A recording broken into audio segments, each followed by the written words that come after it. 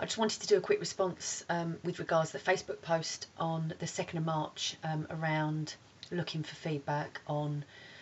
students that are going through teacher training. So I've just kicked off MBSR teacher training, and I think in context to all of my other learning that's gone on in the last year and a half or so, one of the things that really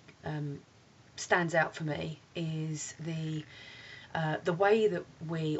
I look at developing my practices. Right in the early days, in the kind of early days of starting to embark on this learning curve of wanting to be able to become a mindfulness practitioner, a mindfulness therapist, and help people essentially and work with clients, I thought that it would be the right thing to do, to be quite scripted and be quite professional, and to make sure that, I knew exactly what it was that I was going to say. The outcome of that is that as I started to script my practices and then record them, they sounded, kind of robotic, didn't really sound like me at all. I didn't think they sounded very genuine or authentic, and not too engaging either. So I carried on practicing and recording myself, and then kind of realised that after not very long really, but after a few different recordings and different practices, that actually I don't need to be scripted. What I need really is to make sure that I understand the practices and I understand the context of the practices, and I kind of come up with a kind of a sandwich where I understand how to move into the practice, what the kind of middle context of the practice looks like, and then how to take a client through the practice and then out the other end, and what it is that I am trying to